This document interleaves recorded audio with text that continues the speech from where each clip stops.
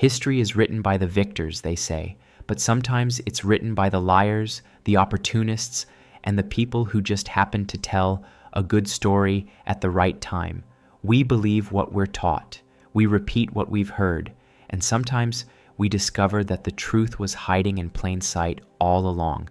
Before we begin, leave a comment and let me know where in the world you're watching from and what time it is there right now. I'm always curious to see how far these stories travel. This is going to be a long one, so get comfortable, settle in, forget about time for a while. We're going to walk through centuries of deception, misunderstanding, and outright fabrication. Some of these lies shaped nations. Others just made their way into textbooks and never left. But all of them have one thing in common. People believed them without question. Let's start at the very beginning. 1. Napoleon Bonaparte. Was short for over 2 centuries, people have imagined Napoleon as a tiny man with a massive ego, compensating for his height with military conquest. The image is so ingrained in popular culture that we use his name to describe a psychological complex. There's just one problem. Napoleon wasn't short at all. He stood at approximately 5'6" or 5'7", which was average or even slightly above average for a Frenchman in the early 1800s. The confusion came from a difference in measurement systems. French inches were longer than British inches, so when his height was recorded as 5'2" in French measurements, British newspapers converted it incorrectly and ran with the story. British propaganda during the Napoleonic Wars loved portraying him as a miniature tyrant. Political cartoonist James Gillray drew caricatures showing Napoleon as a tiny figure dwarfed by his opponents, and the image stuck. It was too perfect a narrative. The small man trying to conquer the world. The truth didn't matter once the story took hold. Even today, most people picture Napoleon as short. The lie outlasted the man by 200 years and shows no signs of fading. It's become one of those facts that everyone knows, which is precisely why it's wrong. 2. Marie Antoinette said, "Let them eat cake." When the French peasants were starving and protesting about the price of bread, Marie Antoinette supposedly responded with the phrase, "Let them eat cake," demonstrating her complete disconnection from the suffering of ordinary people. It's one of the most famous quotes in history, repeated in countless books, films, and classrooms as evidence of aristocratic indifference. She never said it. The phrase appears in Jean-Jacques Rousseau's autobiography, written when Marie Antoinette was only 11 years old and still living in Austria. Rousseau attributed it to a great princess, but didn't name her. The quote was already floating around French society as an example of noble ignorance before Marie Antoinette even arrived in France. During the French Revolution, revolutionaries needed to turn public opinion against the monarchy. Marie Antoinette was an easy target because she was foreign, Austrian, and represented everything people hated about royal excess. The cake quote was too good not to use, so propagandists attached it to her name, and it became part of her legend. The real Marie Antoinette was more complex than the caricature. She did live extravagantly, and she was politically naive, but there's no evidence she was particularly cruel or callous toward the poor. The quote painted her as a monster and helped justify what came next. Sometimes a lie is too useful to correct. 3. Vikings wore horned helmets. Ask anyone to picture a Viking, and they'll immediately imagine a bearded warrior wearing a helmet with 2 horns curving up from the sides. It's the defining image of Norse raiders in popular culture, appearing in everything from children's cartoons to serious historical dramas. There's just no evidence that Vikings ever wore anything like it. Archaeological excavations have uncovered numerous Viking helmets, and none of them have horns. The helmets were practical pieces of armor designed to protect the head in combat. Adding horns would be a tactical disaster because they'd give an opponent something to grab, and they'd make the helmet heavier and more cumbersome. The horned helmet myth traces back to the 1800s, during the Romantic period when Europeans became fascinated with their ancient past. Artists and costume designers working on productions of Wagner's operas dressed their Viking characters in elaborate horned helmets, because it looked dramatic and barbaric. The image caught on, and by the early 1900s, it had become the standard depiction. Some ancient Germanic tribes did wear ceremonial horned helmets, but these were religious objects used in rituals, not combat gear. They existed centuries before the Viking Age, and there's no connection between them and the Norse raiders who terrorized Europe in the medieval period. The Vikings were brutal enough without the horns, but apparently we needed to make them look even more fearsome. The truth about their actual appearance, ordinary helmets and practical clothing, wasn't theatrical enough for the stories we wanted to tell. 4. Columbus proved the Earth was round. In 1492, Christopher Columbus sailed west across the Atlantic to prove that the Earth was round, while everyone else believed it was flat. He risked sailing off the edge of the world, and when he succeeded, he showed that science was right and medieval superstition was wrong. It's a story taught to schoolchildren as an example of courage and vision triumphing over ignorance. The problem is that educated Europeans already knew the Earth was round. They'd known it for over 1,000 years. The ancient Greeks calculated the Earth's circumference with remarkable accuracy. Eratosthenes did it in the 3rd century BC, and his measurements were only off by about 2%. This knowledge never disappeared. Medieval scholars, navigators, and educated people throughout Europe understood that the Earth was spherical. Columbus didn't set out to prove the Earth was round. He set out to find a western route to Asia because he believed the Earth was much smaller than the experts said it was. He was wrong about that. He grossly underestimated the distance between Europe and Asia, which is why he thought he'd reach the Indies when he landed in the Caribbean. The flat Earth myth became popular in the 1800s, when writers like Washington Irving published fictionalized accounts of Columbus's voyages. They wanted to create a story about enlightenment triumphing over religious dogma, so they invented the opposition Columbus supposedly faced. The myth served a purpose in that era's culture wars between science and religion, but it had nothing to do with actual history. If Columbus had been right about the Earth's size, his ships would never have made it to Asia. They would have run out of supplies and everyone would have died at sea. He only survived because an entire continent he didn't know existed happened to be in the way. 5. The Great Wall of China is visible from space. This fact appears in trivia books, classroom posters, and casual conversations. The Great Wall of China is the only man-made structure visible from space. It's a testament to human achievement, proof that ancient Chinese engineering was so magnificent that it transcended the Earth itself. Astronauts have repeatedly confirmed that it's not true. The Great Wall is wide enough to walk on, but from orbit, it's far too narrow to see with the naked eye. It blends into the surrounding landscape, and even when you know exactly where to look, it's nearly impossible to distinguish from the terrain around it. Plenty of other human structures are more visible from space. Cities at night, major highways, and large agricultural areas all show up more clearly than the wall. The myth probably started in the 1930s, before any human had actually been to space. Someone made the claim in a book or article, and it sounded plausible enough that people repeated it. By the time the space age actually arrived and astronauts could check, the story was already too well established to die easily.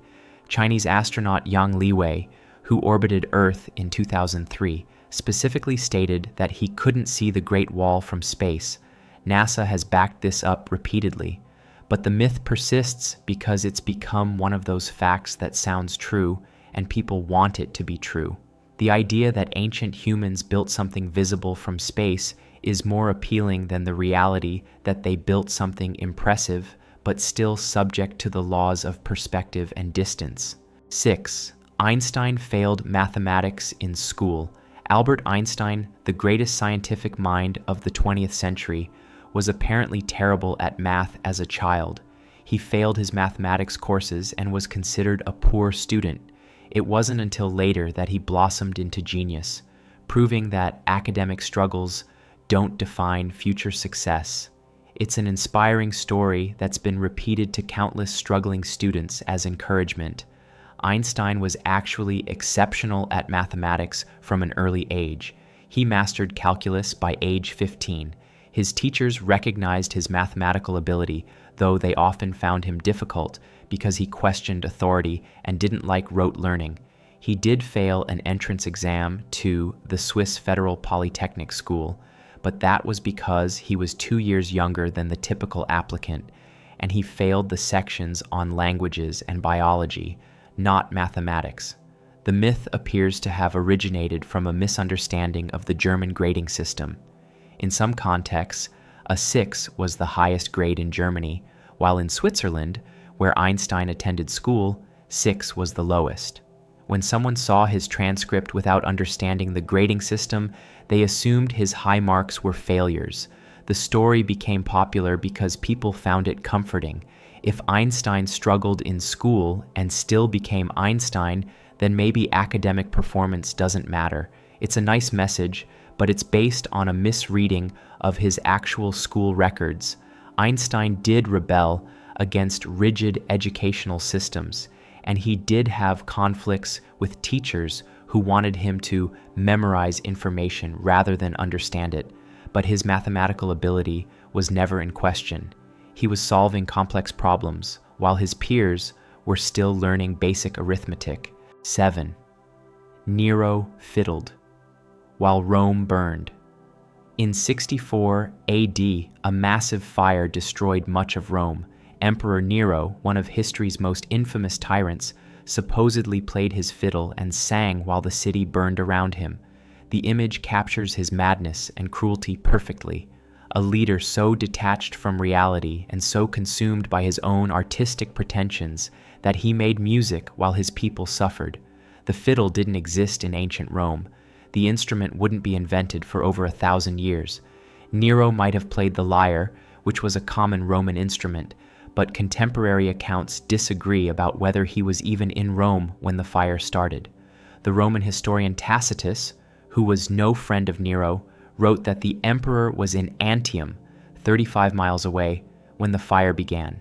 Nero rushed back to Rome and actually organized relief efforts, opening his palace gardens to displaced citizens and arranging for emergency food supplies. The fire destroyed a significant portion of the city, and people needed someone to blame. Rumors spread that Nero had started the fire himself to clear space for a new palace. To deflect blame, Nero accused the Christians, which led to the first major persecution of the new religion. This move made him a villain in Christian historical accounts, which became the dominant narrative once Christianity became the official religion of Rome. The story of Nero fiddling while Rome burned appears in later historical accounts written by authors who wanted to portray him as a monster. It's the kind of detail that makes for good storytelling, even if it's completely fabricated. Nero was genuinely terrible in many ways, but this particular crime exists only in the mythology built around him. 8. George Washington had wooden teeth. America's first president had notoriously bad teeth, and by the time he became president, he was wearing dentures. The popular story says these dentures were carved from wood, which must have been uncomfortable but demonstrated Washington's stoic character. It's a humanizing detail that makes the father of the nation seem more real and relatable. Washington's dentures were made from ivory, gold, lead, and human teeth, but not wood. He suffered from dental problems his entire adult life, likely made worse by mercury oxide, which was a common treatment for illnesses like smallpox and malaria. By his inauguration in 1789, he had only one natural tooth remaining. He went through several sets of dentures, and they were sophisticated devices made by skilled craftsmen. Some of his dentures included teeth purchased from enslaved people. This was a common practice in the 18th century. Dentists would buy teeth from the poor or enslaved people who needed money, and wealthy patients who could afford it would have these teeth incorporated into their dentures. It's a disturbing aspect of Washington's dental history that's far more uncomfortable than the wooden teeth myth. The wooden teeth story likely originated from the appearance of ivory dentures after years of use. ivory stains, and can develop a grain that looks similar to wood. Someone examining old dentures without understanding what they were made of might have assumed they were wooden. The truth about Washington's dentures is more complex and more troubling than the simplified story we tell, but the wooden teeth myth persists because it's quaint and doesn't force us to confront the darker aspects of the period. 9. Medieval people thought tomatoes were poisonous. When tomatoes arrived in Europe from the Americas in the 16th century, Europeans were supposedly terrified of them. They believed tomatoes were poisonous and refused to eat them for centuries. Only gradually did people realize that tomatoes were safe, and eventually they became a staple of European cuisine. The reality is more complicated and more interesting. Wealthy Europeans did sometimes get sick after eating tomatoes, but the tomatoes weren't the problem. Rich people ate off pewter plates, which contained lead. Tomatoes are acidic, and the acid would leach lead from the plates. The lead poisoning made people sick, and they blamed the tomatoes. Poor people who ate off wooden or ceramic plates didn't have this problem. They ate tomatoes without any issues. The idea that all Europeans thought tomatoes were poisonous for centuries is an exaggeration. Some people were suspicious of them, especially in Northern Europe where they didn't grow well, but tomatoes were cultivated and eaten in Italy and Spain relatively soon after their introduction. The tomato is a member of the nightshade family, which does include some poisonous plants. European herbalists and physicians were cautious about new plants from the Americas, and that caution was sometimes justified. But tomatoes were being grown in European gardens and used in cooking by the late 1500s. The myth makes it seem like Europeans were ignorant and superstitious, afraid of a harmless fruit for no reason. The truth is that they had a reasonable explanation for their concerns, even if it was based on a misunderstanding about what was actually making people sick. 10. Diamonds are rare and valuable. Diamonds are the ultimate symbol of luxury, love, and commitment. They're rare gemstones that have been prized throughout history, which is why they're so expensive. When you buy a diamond engagement ring, you're purchasing something precious and timeless, a stone that has inherent value because of its scarcity. Diamonds aren't particularly rare. They're one of the most common gemstones. The modern diamond industry was essentially created by De Beers, a mining company that gained control of most of the world's diamond supply in the late 1800s. They realized that if they released all their diamonds onto the market, prices would collapse, so they restricted supply, creating artificial scarcity. In the 1930s, De Beers launched one of the most successful marketing campaigns in history. They hired an advertising agency that came up with the slogan, "A diamond is forever," and promoted the idea that diamond engagement rings were a traditional necessity. Before this campaign, diamond engagement rings weren't standard practice. De Beers created the tradition through pure marketing. They controlled prices by stockpiling diamonds and only releasing limited quantities. They also convinced consumers that diamonds were a poor investment to resell, which meant people would hold on to their diamonds rather than flooding the secondary market. This kept prices artificially high. The campaign was so successful that within a generation, most people believed diamond engagement rings had always been customary. They didn't question the price or the supposed rarity. The diamond industry had manufactured a tradition and convinced the world it was ancient. In recent decades, new diamond sources have emerged, and synthetic diamonds have become virtually indistinguishable from natural ones. The myth of diamond rarity is harder to maintain, but the marketing has been so effective that diamonds remain expensive despite their abundance. 11. Abner Doubleday. Invented baseball. Baseball is America's pastime, and every American learns that Abner Doubleday invented the sport in Cooperstown, New York, in 1839. It's a clean origin story for a national tradition, giving the sport a specific founder and birthplace. The Baseball Hall of Fame is located in Cooperstown because of this connection. Doubleday had nothing to do with inventing baseball. The story was created in 1907 by a commission organized by Albert Spalding, a sporting goods manufacturer and former baseball player. Spalding wanted to prove that baseball was an American invention, not derived from British games like rounders or cricket. The commission relied on testimony from an elderly man named Abner Graves, who claimed he'd witnessed Doubleday inventing the game. Graves's account doesn't hold up under scrutiny. In 1839, Doubleday was a cadet at West Point, miles away from Cooperstown. There's no evidence he was ever in Cooperstown that year. Furthermore, Doubleday was a prolific writer who documented his life extensively, and he never once mentioned inventing baseball. He spent his later years writing about his military career, and baseball doesn't appear anywhere in his writings. Baseball evolved gradually from various bat and ball games played in England and America. Games with similar rules were being played in different locations throughout the early 1800s. There was no single inventor, just a slow development of rules and customs that eventually became standardized. Spalding's commission gave baseball the American origin story it wanted, even if it meant fabricating history.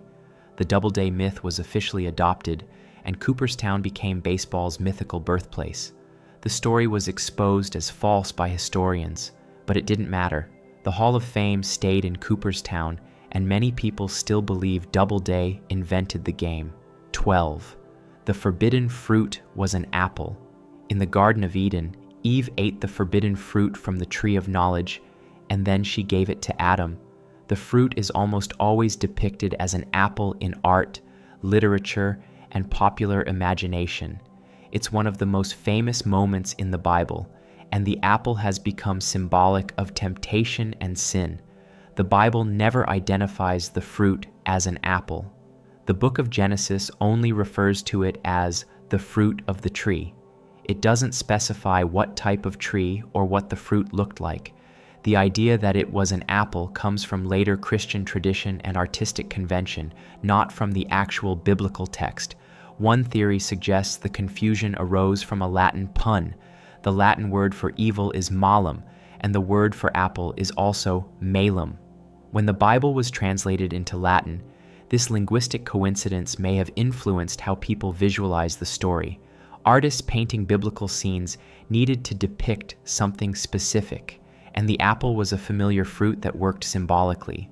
Some scholars have suggested the fruit might have been a fig, since the next verse mentions Adam and Eve making clothes from fig leaves. Others have proposed pomegranates, grapes, or even wheat. But these are all just speculation. The text intentionally leaves the fruit unidentified. The apple became canonical through repetition.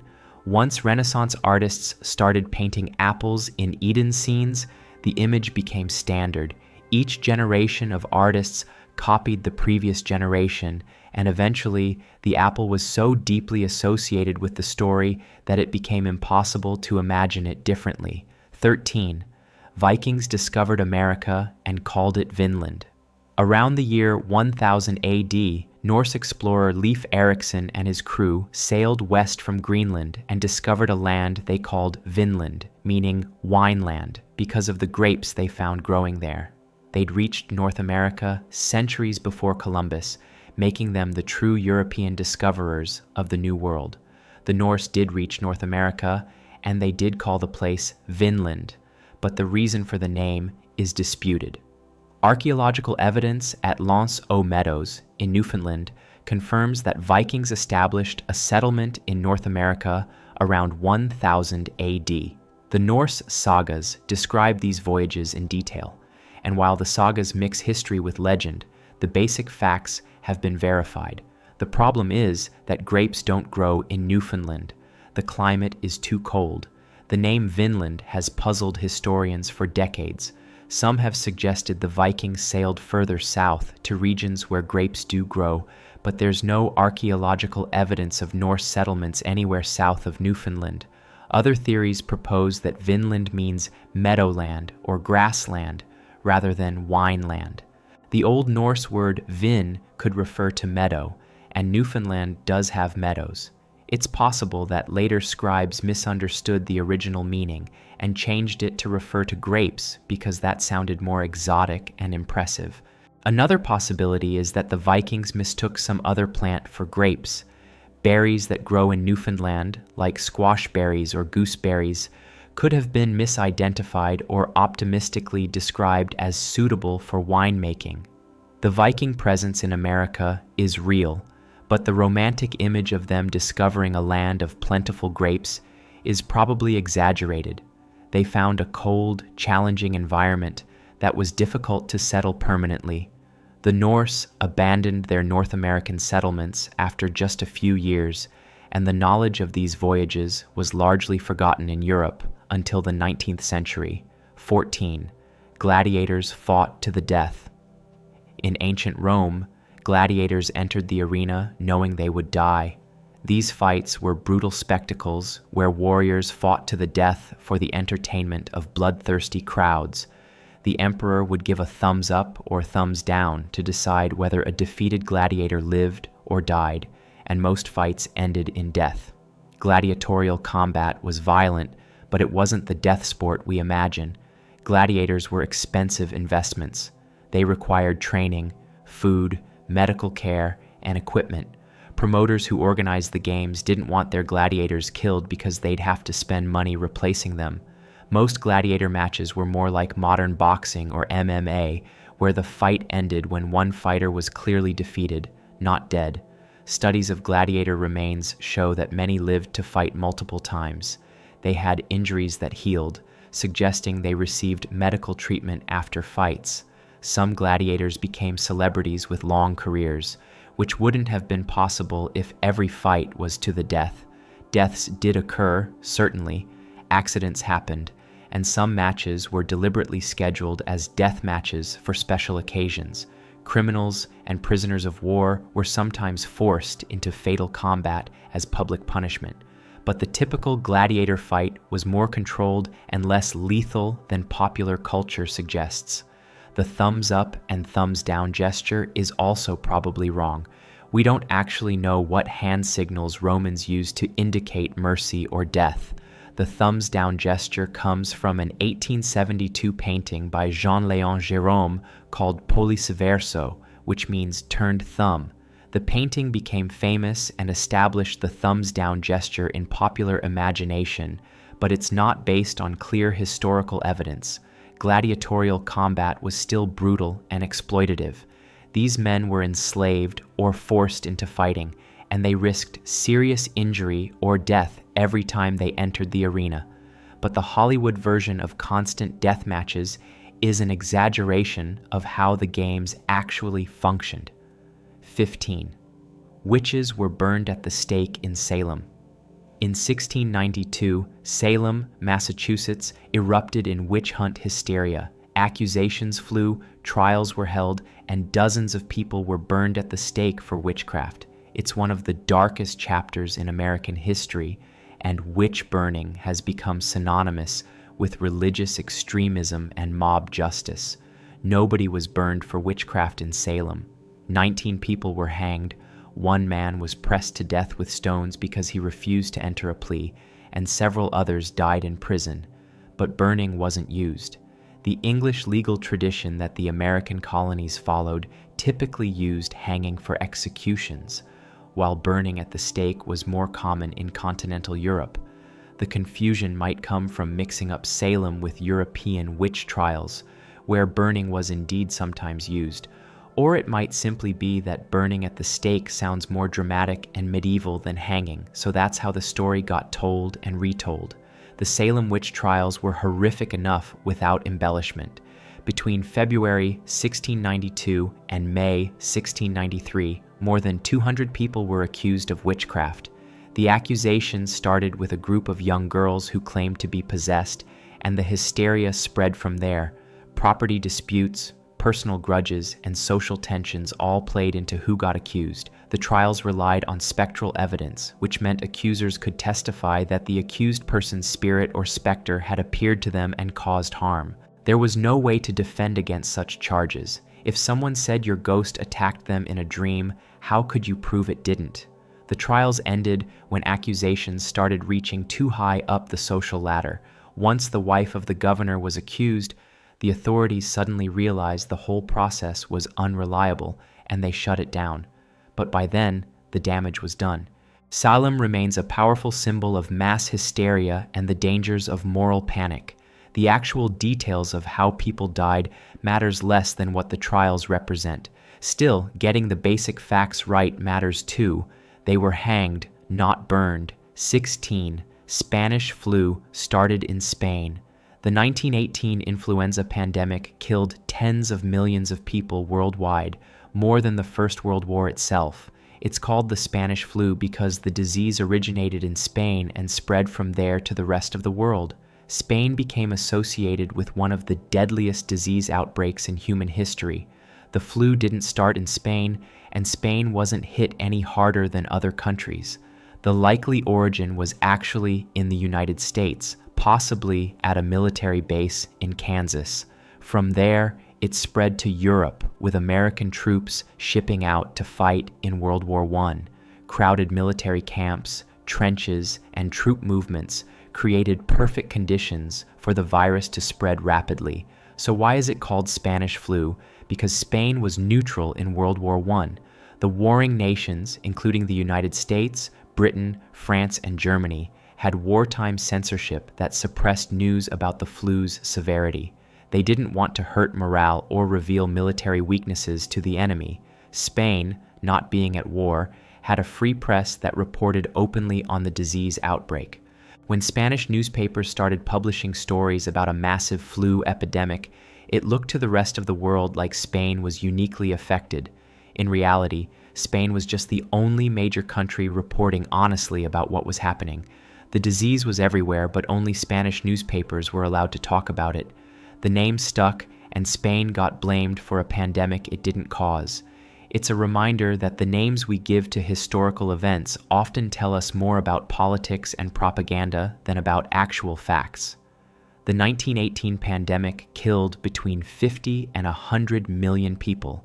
It infected about a third of the world's population. And despite the name, Spain had nothing to do with how it started. 17. Van Gogh cut off. His entire ear, Vincent van Gogh, the tortured genius of post-impressionist painting, famously cut off his ear in a moment of madness. It's one of the most iconic images of the artistic temperament, the suffering artist so consumed by his demons that he mutilates himself. He then supposedly gave the severed ear to a woman as a gift, demonstrating just how unstable he was. Van Gogh cut off only part of his ear, specifically a portion of the lobe. In December 1888, Van Gogh was living in Arles, France, sharing a house with fellow artist Paul Gauguin. The two men had a complicated relationship, and tensions were rising. On December 23rd, they had a confrontation. What exactly happened is still debated, but that night, Van Gogh cut off part of his ear with a razor. He did wrap the piece of ear in newspaper and give it to someone, though accounts vary about who and why. Some sources say it was a woman at a nearby brothel. Others suggest it was a different person entirely. Van Gogh was in a disturbed mental state, possibly experiencing a psychotic episode. He painted several self-portraits afterward showing his bandaged ear, which is how we know he didn't remove the entire ear, just a section of it. The paintings show him with most of his ear still intact, covered by bandages. The incident was part of Van Gogh's ongoing mental health struggles. He suffered from episodes of severe depression and what might have been bipolar disorder or schizophrenia. Modern doctors who have studied his case and letters suggest various diagnoses, but nobody knows for certain what condition he had. Van Gogh checked himself into a psychiatric hospital after the ear incident. He continued painting during his hospitalization, creating some of his most famous works during this period. He died 18 months later from a gunshot wound. His death was long ruled self-inflicted, though some recent theories suggest it might have been accidental. The story of the severed ear has overshadowed much of Van Gogh's actual work. It's become the defining fact about him for many people, reducing a complex artist to a single moment of crisis. The exaggeration that he cut off his entire ear makes the story even more dramatic and memorable, which is probably why that version persists. 18. Thomas Edison invented the light bulb. Thomas Edison was a genius inventor who gave the world electric light. Before Edison, people lived in darkness or relied on candles and gas lamps. Edison's invention of the light bulb revolutionized modern life and made him one of history's greatest inventors. Edison didn't invent the light bulb. He improved it and made it commercially practical. Electric lights existed decades before Edison. In 1802, Humphrey Davy created the first electric light by passing current through a platinum strip. Throughout the 1840s and 1850s, various inventors experimented with different designs. By the 1870s, several people had created working incandescent bulbs. The problem was that these early bulbs didn't last long. They burned out quickly, making them impractical for everyday use. Edison's contribution was developing a bulb that could burn for hundreds of hours. He tested thousands of different materials for the filament before finding one that worked reliably. Edison also created the infrastructure to make electric lighting practical. He designed generators, wiring systems, and power distribution networks. He understood that inventing a better bulb was useless if people couldn't actually power it in their homes. His real genius was in creating an entire electrical system, not just one component. But Edison was also a brilliant self-promoter. He actively cultivated his image as a lone genius inventor, downplaying the contributions of his team and competitors. His laboratory employed dozens of skilled workers who conducted experiments and developed ideas. Edison got the credit and the patent, but much of the actual work was collaborative. Other inventors who worked on electric lighting, like Joseph Swan in England and Hiram Maxim in the United States, were forgotten or reduced to footnotes while Edison became synonymous with the invention. Edison was better at marketing and business than his competitors, which mattered more than who technically invented what. The light bulb is a perfect example of how innovation actually works. It's rarely one person having a sudden breakthrough. It's usually many people building on each other's work over decades, with one person getting lucky, being in the right place, or being better at publicity. 19. Captain Cook discovered Australia. British explorer Captain James Cook discovered Australia in 1770, claiming the land for the British Crown and opening the continent to European colonization. He was the first outsider to reach Australia, making him one of history's great explorers. Indigenous Australians had been living there for at least 65,000 years before Cook arrived. Dutch sailors reached Australia in the 1600s, more than a century before Cook. They mapped parts of the western and northern coasts. Spanish and Portuguese explorers may have reached Australia even earlier, though the evidence is less certain. By the time Cook arrived, European cartographers already knew a large landmass existed in the South Pacific. Cook's voyage was significant because he charted the eastern coast of Australia, which hadn't been thoroughly explored by Europeans before. He claimed the territory for Britain, which led to colonization starting in 1788. But he didn't discover anything. He just arrived somewhere that tens of thousands of generations of people already called home. The language of discovery erases indigenous presence and makes colonization sound like exploration rather than invasion. Europeans discovered places that already had complex societies, cultures, and histories. The framing makes it seem like these places didn't matter or didn't exist until Europeans showed up. Cook himself was a skilled navigator and cartographer. His charts were remarkably accurate, and his voyages added significantly to European knowledge of the Pacific. But calling him the discoverer of Australia perpetuates a colonial narrative that treats indigenous people as if they were part of the landscape rather than inhabitants with their own relationship to the land. Similar myths exist for nearly every place Europeans colonized. Columbus discovered America, which had millions of people already living there. Lewis and Clark discovered the American West, following trails and using guides from native tribes who knew the land intimately.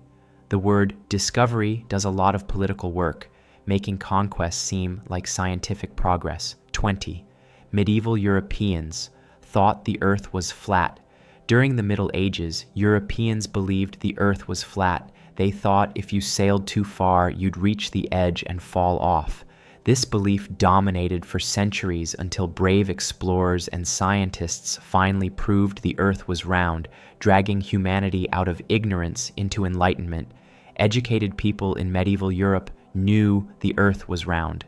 This knowledge went back to ancient Greece and never disappeared.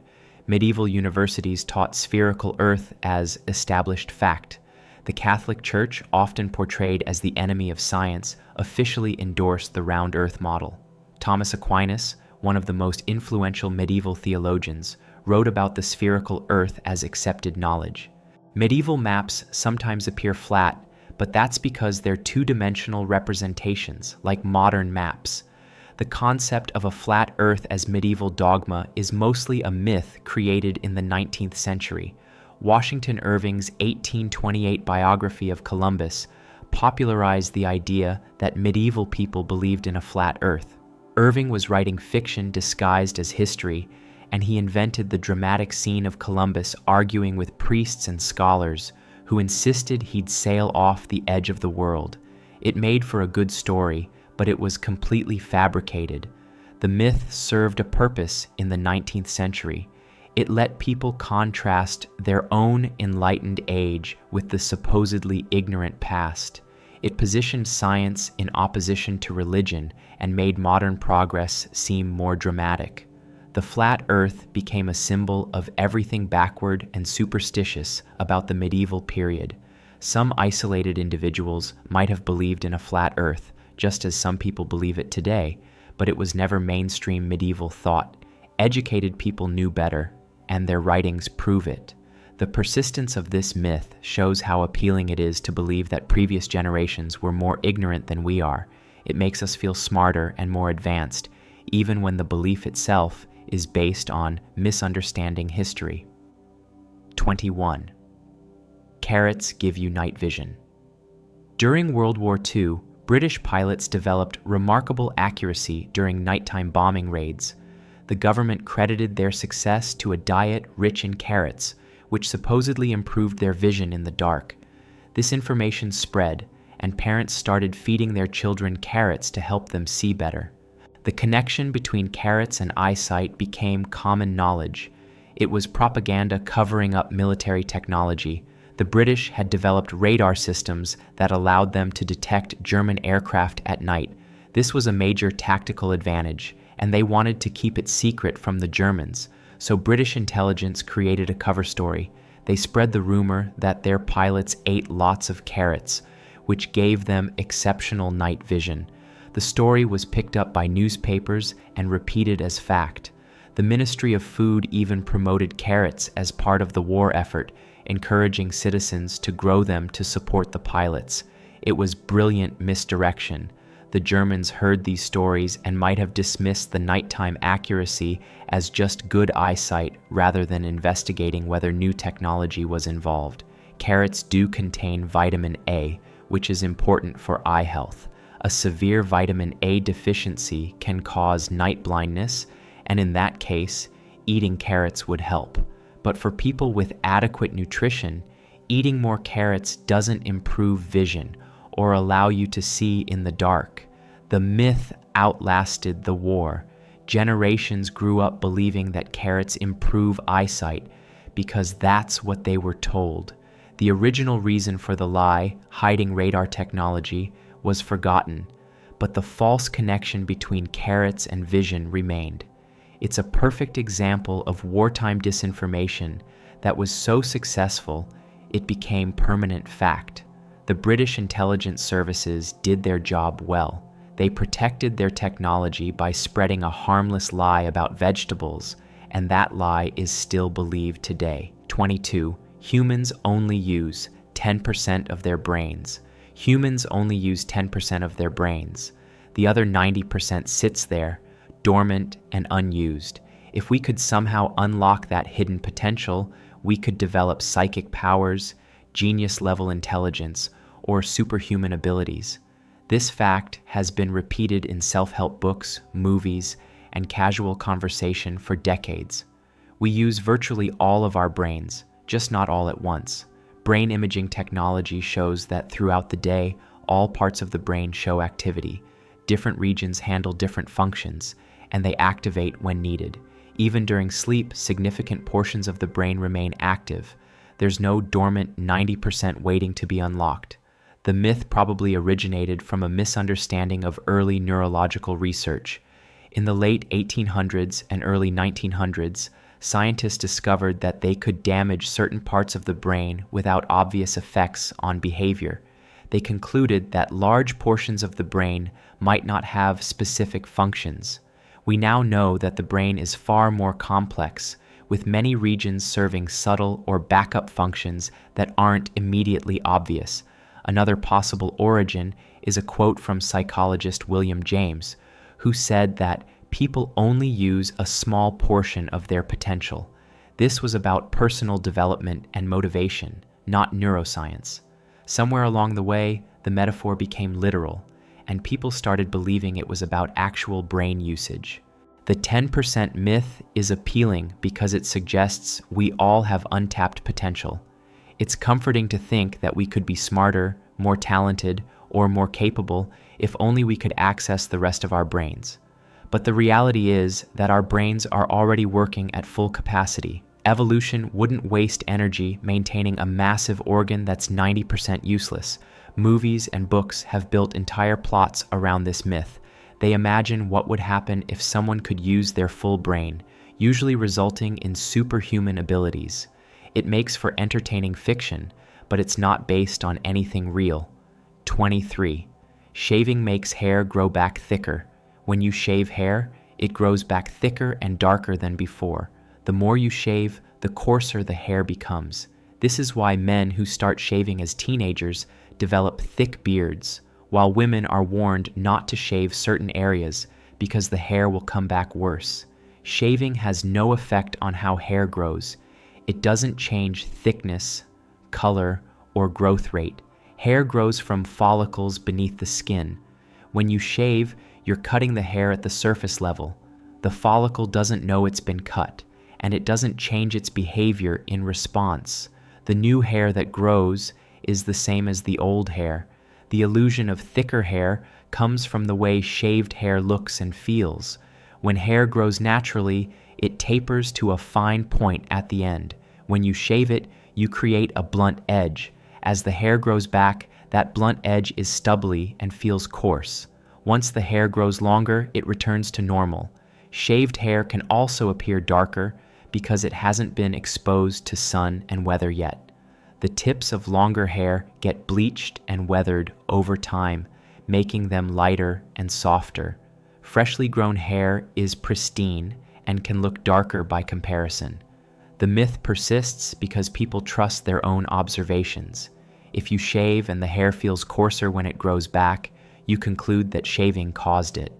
You don't consider that the feel is temporary, related to the hair's length and blunt cut, rather than any change in the hair itself. This belief has caused anxiety for generations, especially among young people worried about shaving for the first time. They think they're making a permanent change to their body, committing themselves to a life of coarser hair. In reality, they're just cutting hair, and it will grow back exactly as it was. 24. Bulls are enraged by the color red. In bullfighting, the matador waves a red cape to enrage the bull. The bull charges because it sees red, which makes it angry. Red is an aggressive color that naturally provokes bulls and other animals. This is why warning signs and stoplights are red, because it triggers a primal response. Bulls are colorblind to red. They can't see it any differently than other colors. Bulls, like most cattle, have dichromatic vision. They can see blues and yellows, but they can't distinguish red from green or from gray. When a bull charges the matador's cape, it's reacting to the movement, not the color. The cape could be any color, and the bull would charge at it just the same. The cape used in bullfighting is red for practical and traditional reasons. The red color hides bloodstains, making the spectacle less obviously gruesome for the audience. It's also traditional, part of the pageantry and ritual of bullfighting, but it has nothing to do with provoking the bull.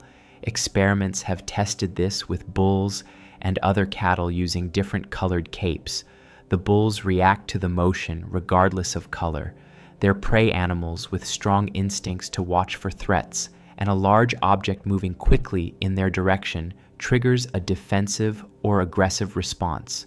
The idea that red enrages bulls probably comes from the fact that red is associated with danger and aggression in human culture.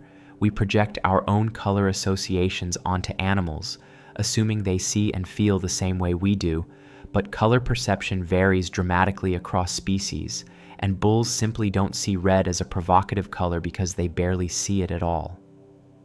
25. You need to wait 24 hours to report someone missing. If someone you know disappears, you have to wait 24 hours before filing a missing person report. Police won't take the report seriously if it hasn't been a full day.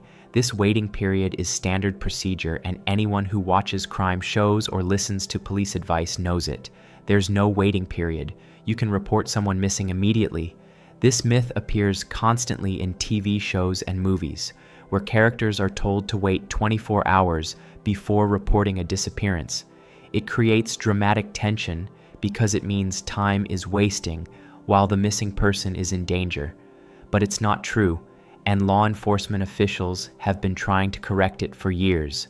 Police will take a missing person report anytime, especially if the missing person is a child, elderly, has medical conditions, or if there's any indication of foul play. The first hours after a disappearance are often the most critical for finding someone, and waiting wastes crucial time. The myth might have originated from police departments being reluctant to investigate every case where an adult is a few hours late coming home. Adults have the right to go wherever they want without telling anyone, and many missing people simply forgot to call home or decided to stay out late. But that doesn't mean there's an official waiting period. If someone is genuinely missing and you have reason to be concerned, reporting it immediately is the right choice. Police will assess the situation and determine how urgently to respond. They won't turn you away for not waiting 24 hours. This myth has potentially dangerous consequences. It might stop people from reporting disappearances quickly, giving criminals more time to cover their tracks, or allowing missing people to remain in danger longer. The television version of police procedure has convinced people that a fake rule is real. 26. Sugar makes children hyperactive. Give children sugar and they become wild. They bounce off the walls, can't sit still, and become impossible to control. Every parent knows this from experience. Birthday parties and Halloween are proof. Sugar turns children into hyperactive maniacs. It's one of those facts that everyone learns through observation. Scientific studies have repeatedly found no link between sugar consumption and hyperactivity. Multiple controlled experiments have tested this. They give children sugar or a placebo, then observe their behavior. The researchers don't find any difference in activity levels based on who got sugar.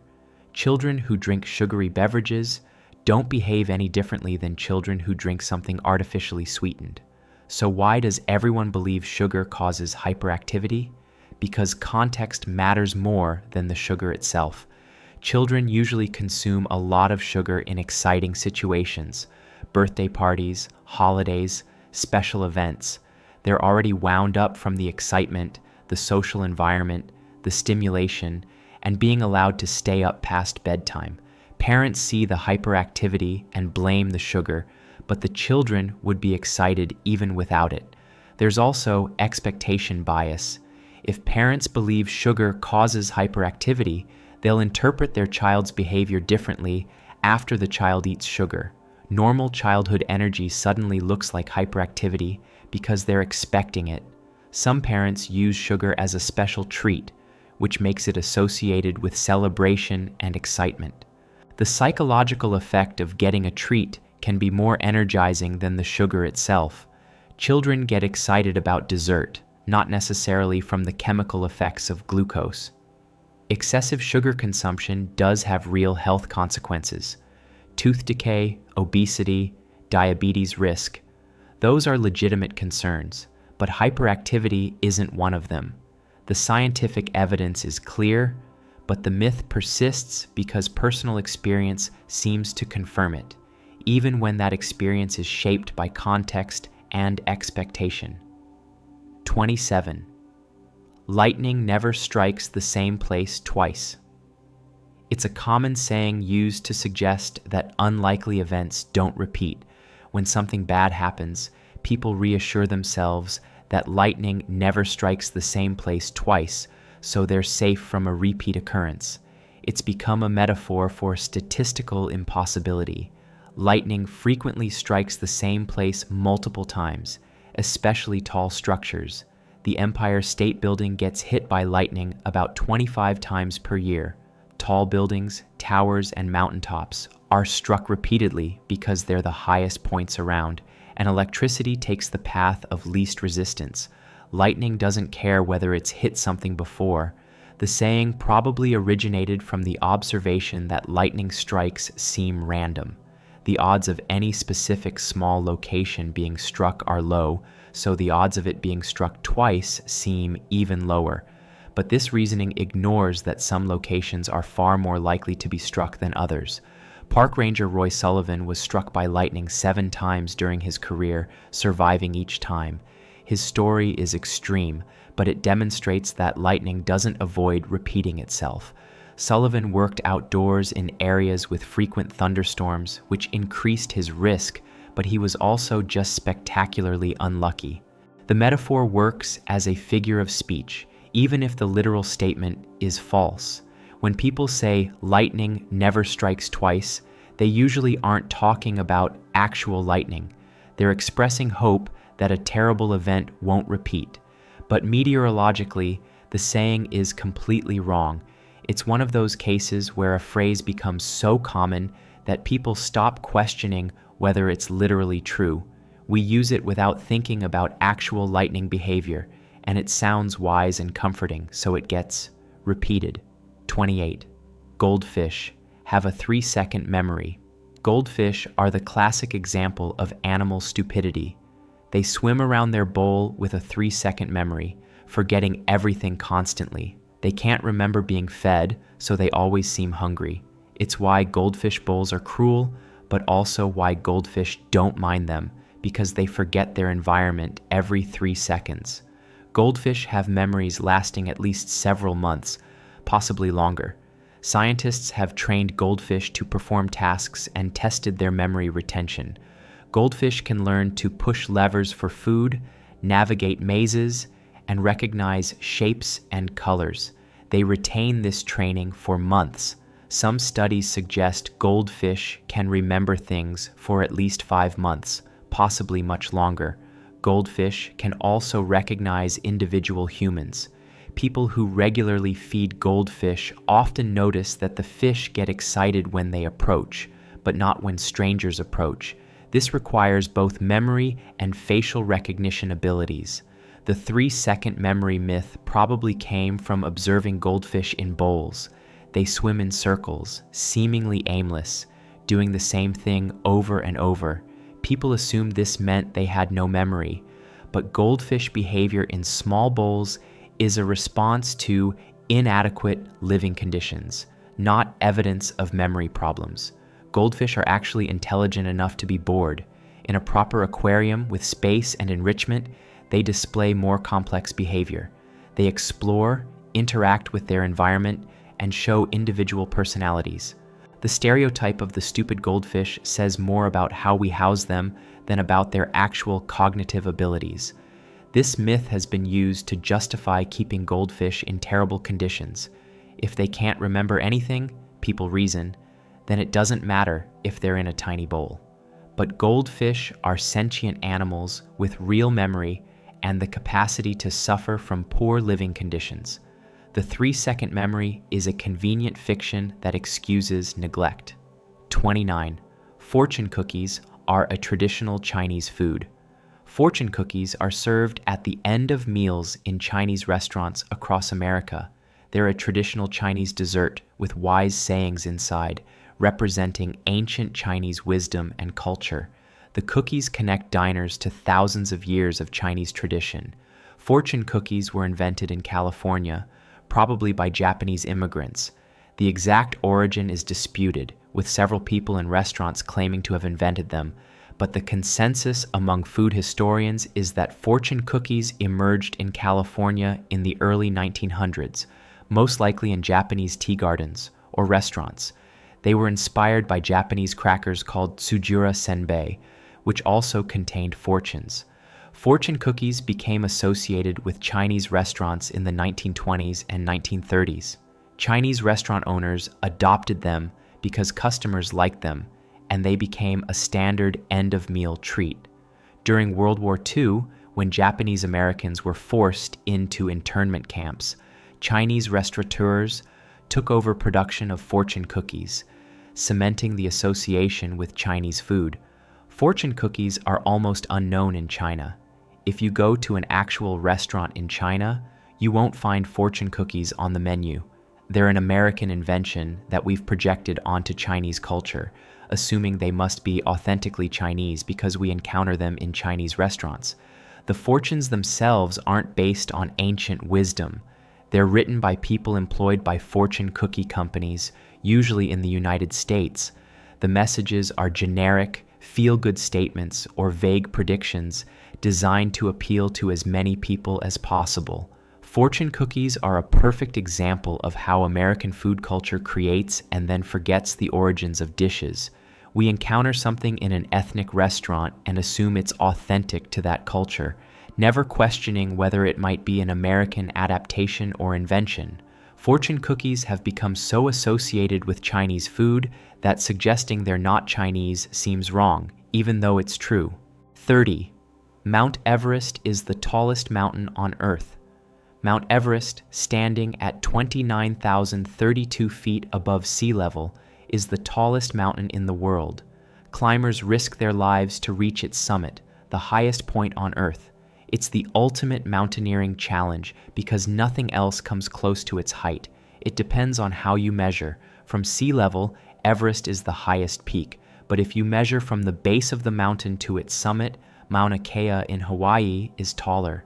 Most of Mauna Kea is underwater, but from its base on the ocean floor to its peak, it's about 33,500 feet tall, roughly 4,500 feet taller than Everest. If you measure distance from Earth's center, Mount Chimborazo in Ecuador is the farthest point from the center. Earth isn't a perfect sphere, it bulges at the equator. Chimborazo sits right on that bulge, so even though its elevation above sea level is only 20,564 feet, it's about 6,800 feet farther from Earth's center than Everest. Everest is the highest point above sea level, which is the measurement we typically use. That's the relevant measurement for climbers and for most practical purposes. But calling it the tallest mountain oversimplifies. It's the highest by one specific measurement method, not by all methods. The distinction matters because it shows how definitions shape facts. We've agreed that tallest mountain means highest elevation above sea level, so Everest wins. But that's a choice about how to measure, not an absolute truth. If we used different criteria, we'd get different answers. Everest still deserves its reputation. Climbing it is extraordinarily difficult and dangerous. The altitude causes severe physical stress, and the weather is brutal. More than 300 people have died attempting to reach the summit. Everest is remarkable regardless of how we measure it, but the claim that it's the tallest mountain needs an asterisk. 31. Vikings were primitive barbarians. Vikings were savage raiders who appeared out of nowhere, pillaged, destroyed, and left. They were illiterate warriors who knew nothing but violence. They represent the Dark Ages at their darkest, a step backward from Roman civilization. The term Viking itself is synonymous with barbarism. Vikings were sophisticated traders, explorers, and state builders with complex societies. They established trade networks that stretched from North America to Central Asia. Viking merchants traded furs, walrus ivory, and enslaved people for silk, spices, and silver. They founded cities that became major trade hubs, including Dublin, York, and Kiev. Their ships were technological marvels that allowed them to navigate both open ocean and shallow rivers. Vikings had written language. They used runes for inscriptions and later adopted the Latin alphabet. They told elaborate stories, sagas that were passed down orally and eventually written down. These sagas show sophisticated narrative techniques and preserve detailed historical and mythological information. They had complex legal systems. Viking societies held regular assemblies called things where free men gathered to settle disputes, make laws, and conduct business. Iceland's Althing, founded in 930 AD, is one of the world's oldest parliamentary institutions still in existence. Yes, Vikings raided. They attacked monasteries and coastal towns, often brutally. But raiding was one activity among many, not their entire identity. Vikings were also farmers, craftspeople, poets, and explorers. They reached North America 500 years before Columbus. They integrated into the societies they encountered, often through marriage and settlement rather than conquest. The image of Vikings as mindless barbarians was promoted by the Christian writers who recorded their history. Monks who experienced Viking raids wrote about them, understandably, as terrorizing invaders. These written accounts shaped how history remembered Vikings, emphasizing their violence while ignoring their culture. Modern archaeology has revealed how sophisticated Viking society actually was. Their metalwork was intricate, their shipbuilding innovative, and their artwork distinctive and beautiful. They weren't primitive, they were different, with their own sophisticated culture that looked nothing like the Roman or Christian societies that judged them. 32. Ben Franklin wanted the turkey as the national bird. Benjamin Franklin thought the turkey should be America's national bird instead of the bald eagle. He wrote about how the turkey was a more respectable bird, brave and noble, while the eagle was a coward and a scavenger. Franklin lost the debate, and America ended up with the eagle, but his pro-turkey stance shows his quirky wisdom. Franklin never formally proposed the turkey as the national bird. In a private letter to his daughter in 1784, Franklin made a joke about the eagle design on the Great Seal looking like a turkey. He wrote that he wished the bald eagle hadn't been chosen as the emblem because eagles have bad moral character and steal food from other birds. He then said that the turkey was a more respectable bird in comparison, but this was private correspondence with a satirical tone, not a serious proposal. Franklin wasn't advocating for changing the national bird. He was making fun of how the eagle in the Great Seal design wasn't very impressive artistically. The letter was playful commentary, not political activism. The Great Seal was designed by committee, and Franklin served on the first committee tasked with creating it, but his proposed design was completely different and wasn't accepted. The bald eagle wasn't officially adopted as part of the seal design until 1782, and Franklin's involvement had ended years earlier. The story got picked up and repeated as if Franklin had seriously argued for the turkey. It's become one of those fun facts that makes Franklin seem charmingly eccentric, but it misrepresents what he actually said and turns a joke into a policy position. Franklin did a lot of interesting and important things. Reducing him to the guy who wanted the turkey does him a disservice, but the story is too amusing to die, so it persists, detached from the actual context of his offhand comment. 33. Christopher Columbus was trying to prove the earth was round. Columbus set sail in 1492 to prove that the earth was round by sailing west to reach Asia. Everyone else thought the earth was flat, but Columbus believed in science and geometry. His successful voyage proved the earth was spherical and vindicated his faith in reason over superstition. This is completely false on multiple levels. First, educated Europeans already knew the earth was round. As discussed earlier, Columbus wasn't trying to prove that. Second, Columbus wasn't driven by scientific curiosity. He wanted to find a profitable trade route to Asia to make money. Third, he was wrong about the distance and would have died if America hadn't been in the way. Columbus drastically underestimated Earth's circumference. He thought Asia was about 3,000 miles west of Europe. The actual distance by sea is closer to 12,000 miles. Every expert he consulted told him his calculations were wrong, and they were correct. Columbus was stubbornly convinced he was right despite evidence to the contrary. When he reached the Caribbean, he thought he'd arrived in Asia. He called the indigenous people Indians because he believed he was in the Indies. He died still thinking he'd found a route to Asia, never realizing he'd encountered an entirely different continent. The story of Columbus proving the Earth was round was invented centuries later by Washington Irving in his fictionalized biography. Irving wanted to create a narrative about scientific enlightenment, triumphing over religious dogma, so he invented the flat Earth opposition Columbus supposedly faced. Columbus's voyage was significant for many reasons, mostly terrible ones for the indigenous peoples of the Americas. But it wasn't about proving the Earth was round, and it wasn't a triumph of science. It was a miscalculation that happened to stumble upon something unexpected, followed by colonization, disease, and exploitation. 34. The Great Chicago Fire was started by Mrs. O'Leary's cow. In October 1871, the Great Chicago Fire destroyed much of the city. The fire started when Mrs. O'Leary's cow kicked over a lantern in her barn, igniting hay and eventually burning down thousands of buildings.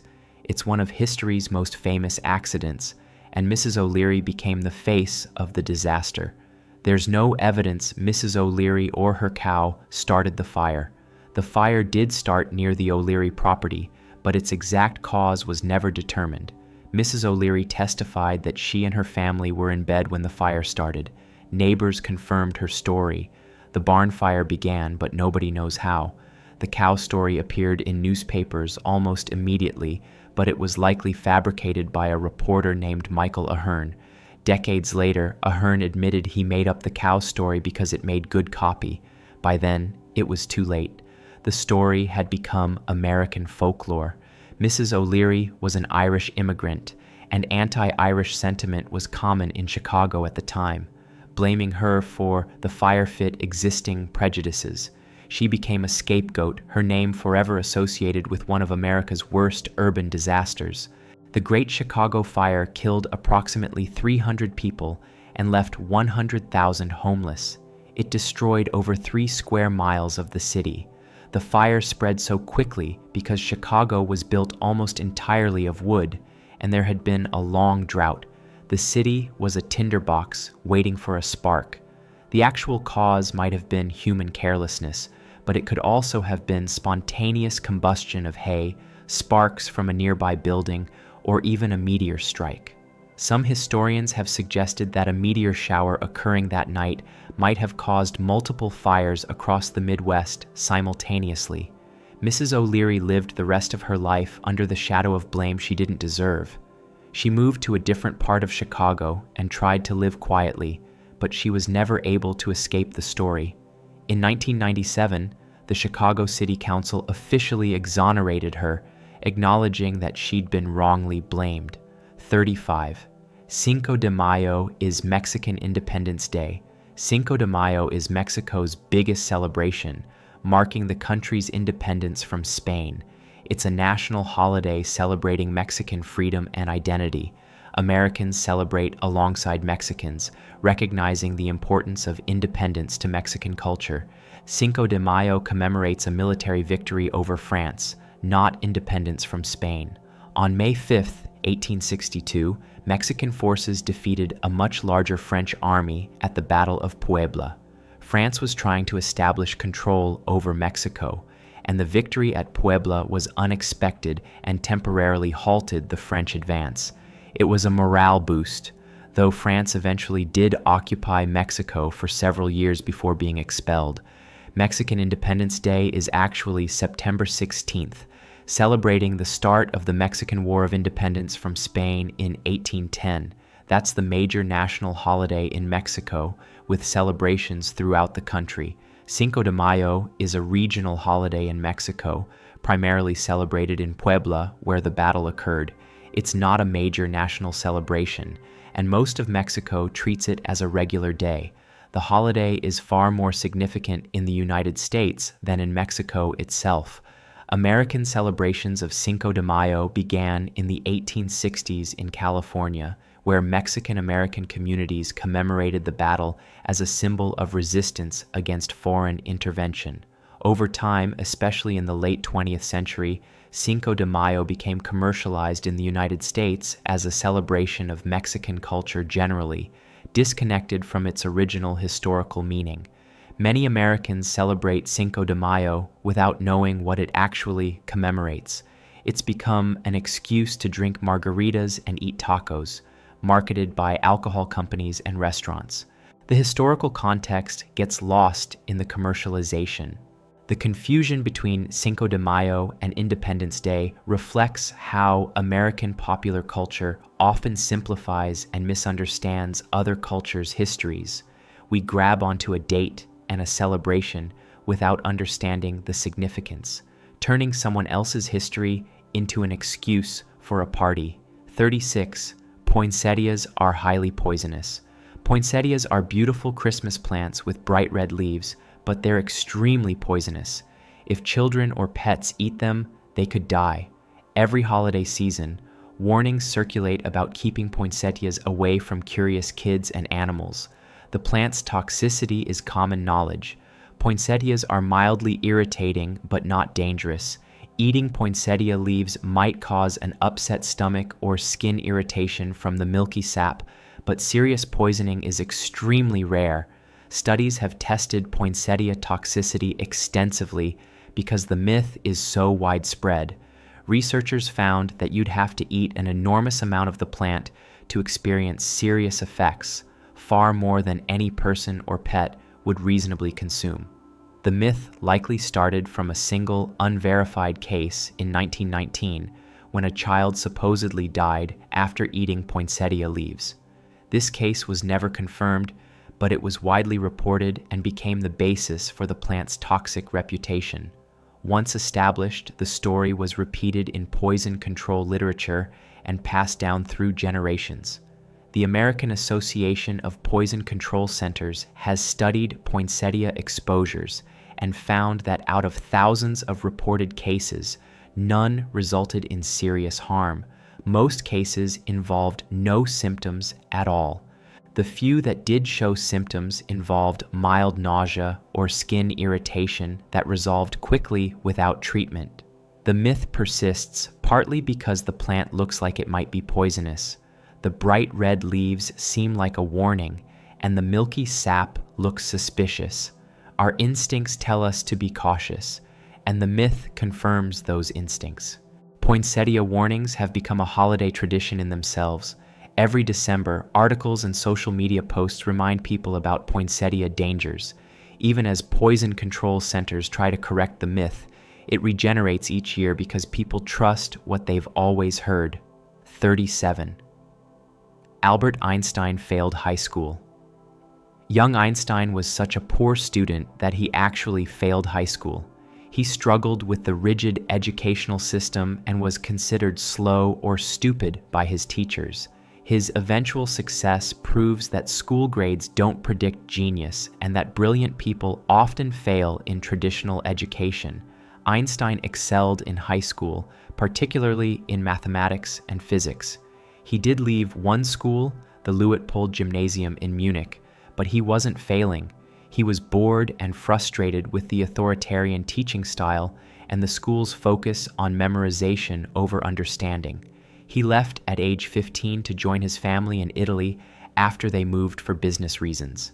He did fail his first attempt at the entrance exam for the Swiss Federal Polytechnic, but he was 2 years younger than the typical applicant and was already excellent in math and physics. He failed sections on languages, botany, and zoology, subjects he hadn't studied as thoroughly. After a year at a Swiss secondary school to fill in his gaps, he easily passed the exam on his second attempt. His high school grades were excellent in the subjects he cared about. He struggled with subjects he found irrelevant or boring, which is different from being a poor student overall. He was selective about where he directed his energy, not incapable of academic success. The myth exists because it's comforting. If Einstein failed in school, then maybe school doesn't matter. Maybe genius transcends conventional measures.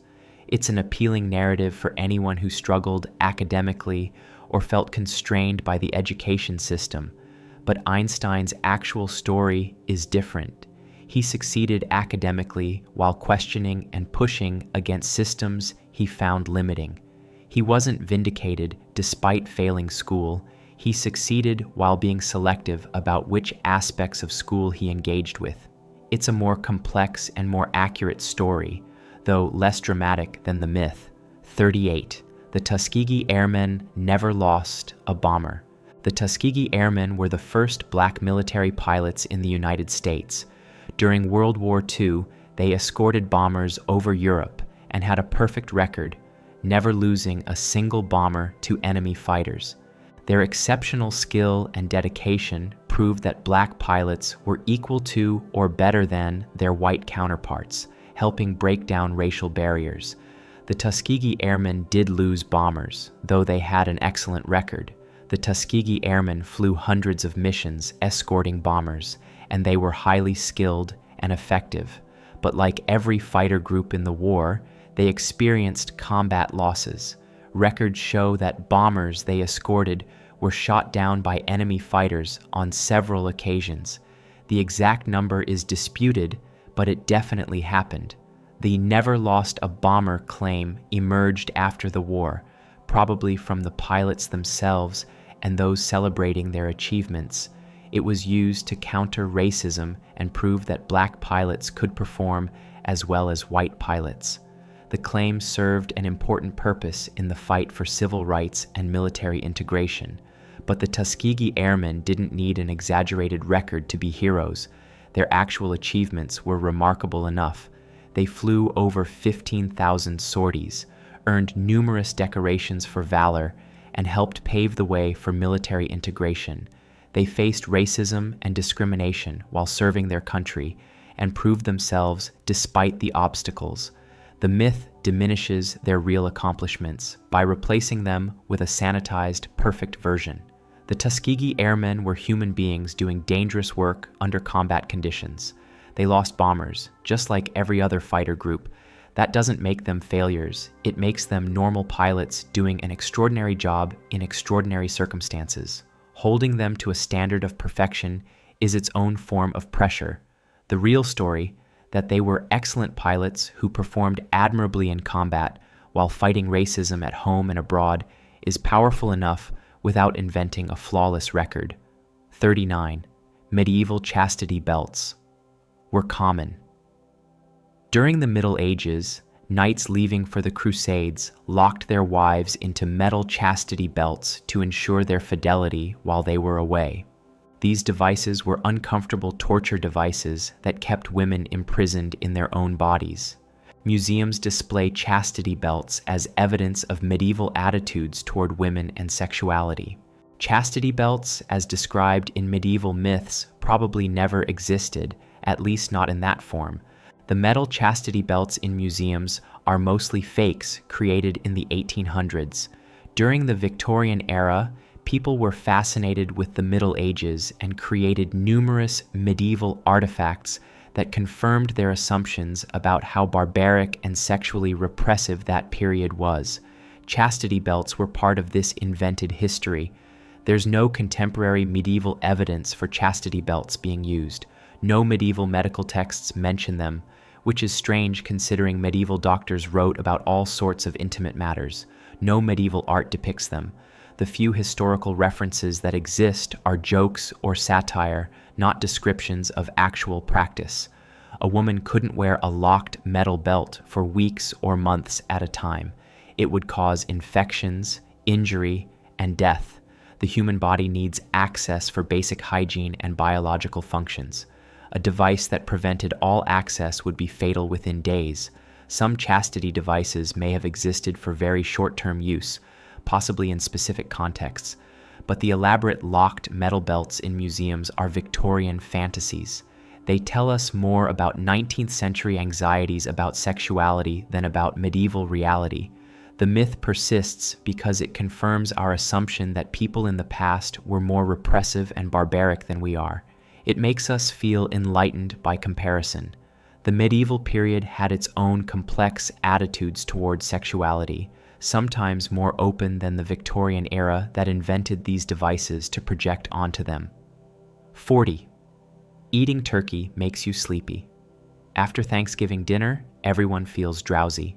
The main culprit is the turkey, which contains tryptophan, an amino acid that makes you sleepy. That's why everyone wants to nap after the big meal.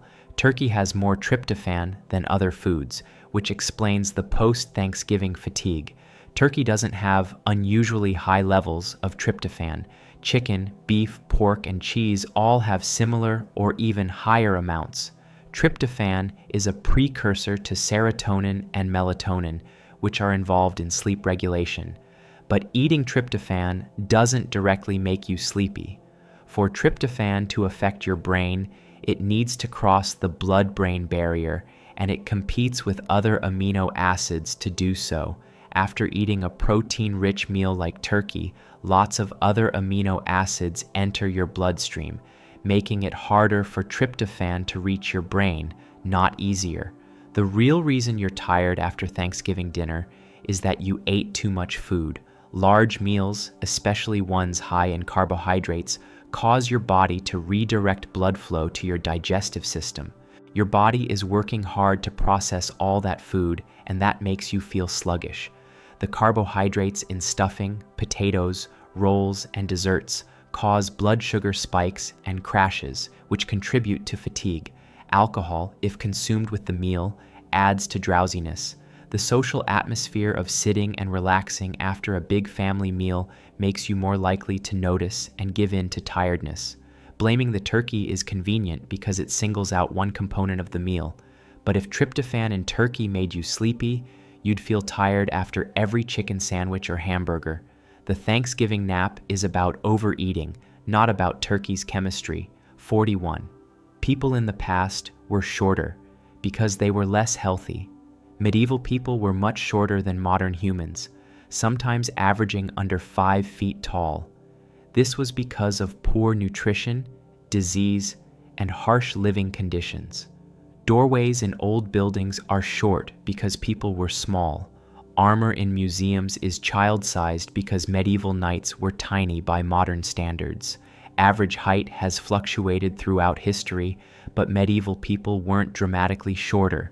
Medieval European men averaged around 5'7", and women around 5'2". Those are a few inches shorter than modern averages, but not dramatically different. Some periods and regions had taller averages, some had shorter. Height is influenced by nutrition and health, but also by genetics and disease patterns.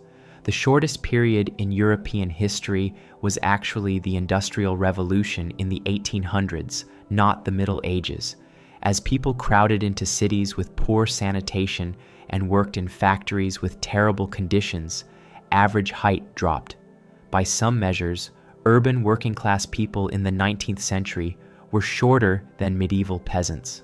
Low doorways in old buildings exist for several reasons. Heat conservation was important, so lower ceilings and doorways helped keep rooms warm. In castles and fortifications, low doorways forced attackers to bend over, making them vulnerable. Some buildings have settled over centuries, making doorways appear lower than they originally were. Surviving armor in museums tends to be smaller because it was often made for young men or for ceremonial purposes. Full-sized combat armor that was actually used was often melted down and recycled. What survives isn't necessarily representative of average sizes. Height in the past varied by social class. Nobility, who ate well and avoided the hardest physical labor, were often significantly taller than peasants. But even peasants weren't the tiny creatures we sometimes imagine. They were real people with bodies similar to ours, just living in different conditions. 42. MSG is dangerous and causes health problems. Monosodium glutamate, or MSG, is a dangerous chemical additive that causes headaches, numbness, and other health problems. People can have serious reactions to MSG, experiencing what's called Chinese restaurant syndrome because MSG is commonly used in Asian cooking. Health-conscious people avoid MSG, and many restaurants advertise being MSG-free. MSG is safe, and the supposed symptoms aren't caused by MSG itself. MSG is simply the sodium salt of glutamic acid, an amino acid that occurs naturally in many foods. Parmesan cheese, tomatoes, mushrooms, and soy sauce all contain high levels of natural glutamate. Your body produces glutamate, and it's used as a neurotransmitter. There's nothing inherently dangerous about it. The MSG scare started with a letter to a medical journal in 1968. A doctor wrote about experiencing numbness and other symptoms after eating at Chinese restaurants, and he speculated MSG might be the cause. The letter wasn't based on any research, just personal anecdote, but it sparked panic, and the media ran with the story. Subsequent scientific studies have consistently failed to find evidence that MSG causes the reported symptoms. Large-scale double-blind trials where neither researchers nor participants know who's getting MSG show no difference in symptoms between people who consume MSG and those who don't. People who believe they're sensitive to MSG often don't react when they unknowingly consume it in other foods. They'll eat Parmesan cheese or tomatoes without problems, foods that contain similar amounts of glutamate. But if they know MSG was added to a meal, they report symptoms. This suggests the reaction is psychological rather than chemical. The term Chinese restaurant syndrome itself is rooted in racism. It singles out Chinese food as dangerous or suspicious while ignoring that glutamate is present in many cuisines. Italian, Japanese, and American foods all contain high levels of natural glutamate, but they don't get labeled as problematic. Some people may have genuine sensitivity to specific foods or additives, but MSG isn't the widespread problem it's been made out to be. The fear of MSG says more about cultural bias and the power of suggestion than about actual food safety. 43. Humans have 5 senses. Everyone learns in school that humans have 5 senses: sight, hearing, smell, taste, and touch. These are the fundamental ways we perceive the world. It's basic biology, taught to children and repeated throughout education. Humans have many more than 5 senses, depending on how you count. The 5-sense framework comes from Aristotle, who categorized human perception over 2,000 years ago. It's a useful simplification, but it's not accurate to modern understanding of how perception works. Balance and spatial orientation are handled by the vestibular system in your inner ear. This is distinct from hearing. You know where your body parts are without looking because of proprioception, your sense of where your body is in space. You sense temperature through thermoreception, which is separate from touch. You feel pain through nociception, which uses different nerve pathways than touch. You sense hunger, thirst, and the need to use the bathroom through interoception, your awareness of your body's internal state. You can tell time has passed even in total darkness and silence, suggesting we have some form of chronoception or time sense. Even the traditional 5 senses are more complex than usually described. Taste isn't one sense. It's at least 5 distinct types of taste receptors: sweet, salty, sour, bitter, and umami. Some researchers argue there are more. Touch includes pressure, vibration, and texture, which are detected by different types of receptors. The 5-sense model persists because it's simple and easy to teach. Breaking perception into more categories is more accurate but more complicated. We keep using Aristotle's framework because it's good enough for most purposes, even though we know it's incomplete. Our sensory experience of the world is rich and multifaceted. Reducing it to 5 categories is convenient but misses much of what makes human perception remarkable. We're sensing far more than we consciously realize, processing constant streams of information about our bodies and environment. 44. You can see the Great Wall of China from the moon. The Great Wall of China is so massive that it's not only visible from space, but you can see it from the moon. It's the only human structure visible from the lunar surface, demonstrating the incredible scale of ancient Chinese engineering. You absolutely cannot see the Great Wall from the moon, and it's difficult to see from low Earth orbit. The moon is about 240,000 miles from Earth. At that distance, no human-made structure is visible to the naked eye. Earth itself appears as a small sphere showing continents, oceans, and clouds, but no individual buildings or structures. Astronauts who've been to the moon confirmed this. They could see Earth's features, but nothing as small as a wall. The Great Wall, while long, is relatively narrow, usually about 15 to 30 feet wide. From the moon, that's invisibly small. Even from low Earth orbit, around 200 miles up, the Great Wall is extremely difficult to see. It blends into the surrounding terrain. Cities, highways, and agricultural areas are much more visible because they cover larger areas and have different colors than the natural landscape. This myth is an exaggeration of the earlier claim that the wall is visible from space, which itself is questionable. Visibility depends on altitude, lighting conditions, and what you mean by visible. With magnification, you can see the wall from space, but you can also see lots of other structures that way. The myth persists because it sounds impressive, and because China is proud of the Great Wall as a symbol of Chinese civilization. Saying it's visible from the moon emphasizes its grandeur, but grandeur doesn't require false claims. The Great Wall is remarkable enough based on its actual length, age, and construction without needing to be visible from impossible distances. 45. Lemmings commit mass self-termination. Lemmings, small rodents that live in the Arctic, engage in mass self-termination by jumping off cliffs into the sea. When lemming populations get too large, they instinctively march to their deaths, keeping their population under control. It's become a metaphor for people blindly following others into disaster. Lemmings don't deliberately end their lives, and they don't march off cliffs. This myth was created by a Disney documentary called White Wilderness. In 1958, the filmmakers wanted to show the supposed lemming mass termination, but lemmings don't actually do that. So the production team bought lemmings, took them to a location with a cliff, and pushed them off. They staged the entire scene and presented it as natural behavior. Real lemmings do migrate when populations get dense, and during migrations, some individuals may accidentally fall into water or off cliffs. But this is accidental, not intentional. Lemmings are decent swimmers and often cross bodies of water during migration. If some drown or fall, it's because of the hazards of migration, not because of a termination instinct. Lemming populations do fluctuate dramatically, with periodic population booms and crashes.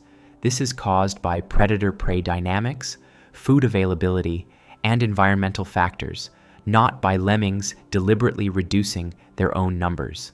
Many Arctic animals show similar population cycles. The Disney documentary was enormously influential and established the lemming myth in popular culture. The word lemming became shorthand for mindless following. The film even won an Academy Award, despite being fraudulent in its central claim. When the truth about the documentary came out decades later, it was too late to undo the cultural damage. The myth had spread far beyond the original film. Most people who know about lemming mass termination have never seen the documentary. They've just heard the story repeated as fact. It's a reminder of how powerful visual media can be in creating false beliefs. People saw what appeared to be lemmings jumping off a cliff, and they believed it was natural behavior. The fact that it was staged, that animals were harmed to create false footage, was hidden for decades. 46. Different parts of the tongue. Taste. Different flavors. Everyone learns the tongue map in school. The tip of your tongue tastes sweet, the sides taste sour, the back tastes bitter, and saltiness is tasted on the forward sides. This is basic anatomy, showing how different taste receptors are distributed across the tongue. All taste receptors are distributed throughout the tongue. There's no tongue map. The myth comes from a misinterpretation of a German paper from 1901. The researcher, David Hennig, measured taste sensitivity at different points on the tongue and found slight variations. But his actual findings were that all parts of the tongue can taste all flavors, with only minor sensitivity differences. When his work was translated and popularized, someone created a diagram that exaggerated these small differences into distinct zones. The diagram was simplified for teaching, and eventually, it became treated as fact rather than a misleading simplification. You can easily test this yourself. Put sugar on the back of your tongue and you'll taste sweet. Put something bitter on the tip and you'll taste bitter. The taste buds throughout your tongue respond to all types of taste molecules. The tongue map persists in textbooks and teaching materials despite being disproven. It's a clear, simple diagram that fits neatly into lessons about the senses. Teachers keep using it because it's convenient, and students keep learning it because that's what they're taught. Modern understanding of taste is more complex. We have at least 5 basic tastes, and they're detected by receptors scattered throughout the tongue and even in other parts of the mouth and throat. The experience of flavor involves taste, smell, texture, temperature, and even visual and auditory input. It's a multi-sensory experience that can't be reduced to simple zones on the tongue. 47. Thomas Edison invented the motion picture. Thomas Edison invented the motion picture camera and created the first movies. He brought moving images to the world, revolutionizing entertainment and culture. Early films were called Edison films because he was the pioneer of cinema. Edison did not invent the motion picture, though he did improve and commercialize the technology. Many inventors contributed to the development of motion pictures. In the 1870s and 1880s, Edward Muybridge created sequences of photographs showing motion.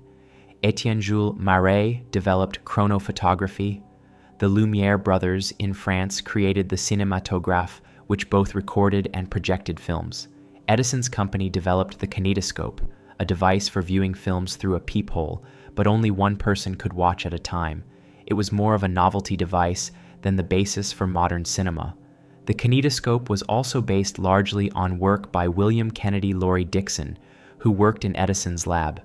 Edison was aggressive about claiming credit and protecting patents.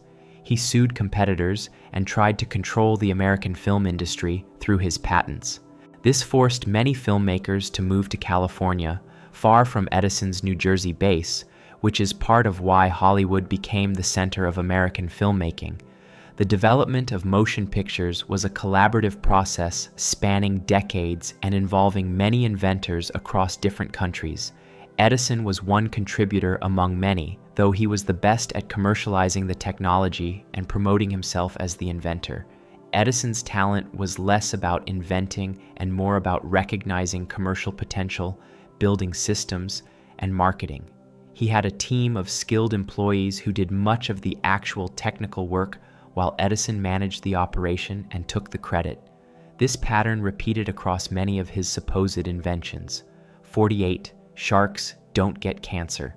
Sharks almost never get cancer. Their cartilage has anti-cancer properties, and scientists study sharks to understand why they're immune to the disease. Some people take shark cartilage supplements, believing it will prevent or cure cancer, based on the fact that sharks don't develop tumors. Sharks do get cancer. Scientists have documented numerous cases of tumors in sharks. The myth originated from observations that sharks seem to have low cancer rates and from a book called Sharks Don't Get Cancer, published in 1992. The book promoted shark cartilage as a cancer treatment, spawning a whole industry of shark cartilage supplements. This belief led to massive overfishing of sharks, with millions killed to supply the cartilage supplement market. Entire shark populations declined because of the demand for cartilage based on false medical claims. The ecological damage was enormous. Clinical trials of shark cartilage as a cancer treatment have consistently shown it doesn't work, it doesn't prevent cancer, and it doesn't cure existing cancer. The premise was wrong from the start because sharks do get cancer, and their cartilage doesn't have special anti-cancer properties that transfer to humans who consume it. Some researchers have studied shark immune systems and found interesting features, but that's different from sharks being cancer-proof. All animals can develop cancer because cancer is fundamentally about cells dividing incorrectly. Any animal with cells that divide can develop cancer. The persistence of this myth, even after being thoroughly debunked, shows how appealing miracle cures are. People want simple solutions to complex diseases, and they'll believe extraordinary claims if those claims offer hope. The shark cartilage industry continued selling supplements long after the science showed they were useless, capitalizing on false hope. 49. Cracking your knuckles causes arthritis. Cracking your knuckles is bad for your joints. It causes arthritis later in life by damaging the cartilage and wearing down the joint. Doctors and parents warn people to stop cracking their knuckles because of the long-term health consequences. There's no evidence that knuckle cracking causes arthritis. The popping sound comes from gas bubbles in the synovial fluid that lubricates your joints. When you crack your knuckles, you're changing the pressure in the joint, causing dissolved gases to come out of solution and form bubbles. The pop is the sound of those bubbles forming or collapsing. Multiple studies have looked for a connection between knuckle cracking and arthritis. They've compared people who crack their knuckles regularly with those who don't and found no difference in arthritis rates. One researcher, Donald Unger, cracked the knuckles on his left hand daily for 50 years while leaving his right hand alone. He found no difference between the two hands and won an Ig Nobel Prize for his dedication to this question.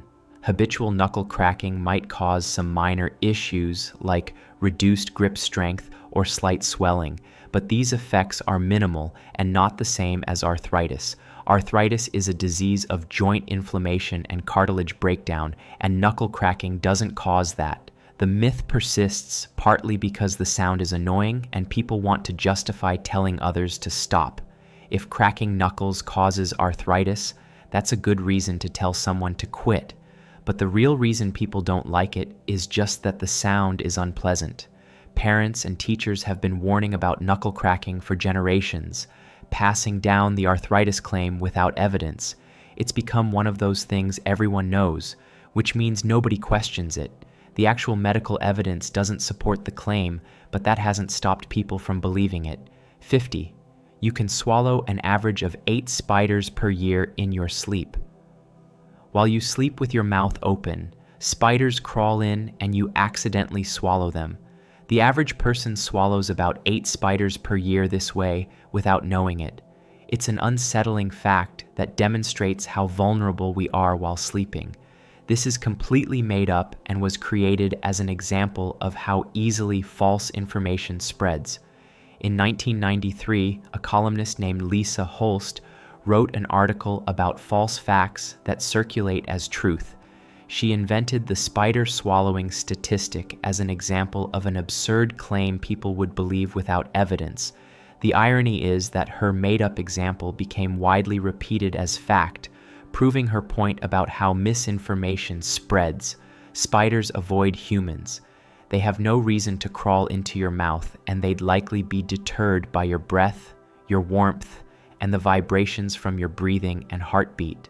Spiders are predators looking for prey, not interested in exploring the inside of a human mouth. You'd probably wake up if a spider walked on your face. Our faces are sensitive, and most people would feel something crawling on them. The idea that spiders regularly walk into open mouths unnoticed doesn't match with how sensitive we are to touch, even while sleeping. The stat has been repeated countless times on the internet, in casual conversation, and even in some publications. It's a perfect example of how false information becomes accepted as fact through repetition. Nobody checks the source because it sounds specific and plausible enough to be true. The spider statistic has achieved what it was meant to demonstrate. It's a lie that became so widely believed that correcting it is nearly impossible. Even now, telling someone it's false might not convince them because they've heard it so many times from different sources. We've traveled through centuries of lies, misconceptions, and myths that somehow became facts. Some were deliberate propaganda, others were honest mistakes that took on lives of their own. Some served political purposes, others were just entertaining stories that people wanted to believe. But before we finish, there are a few more myths worth exploring. The lies we tell ourselves about the world are endless, and some of the most persistent ones are hiding in plain sight, repeated so often that they've become invisible. Bonus: the vomitorium was for purging food. Ancient Romans were so decadent and gluttonous that they built special rooms called vomitoriums, where they could purge their food during feasts. They'd eat until they were full, go to the vomitorium to empty their stomachs, then return to eat more.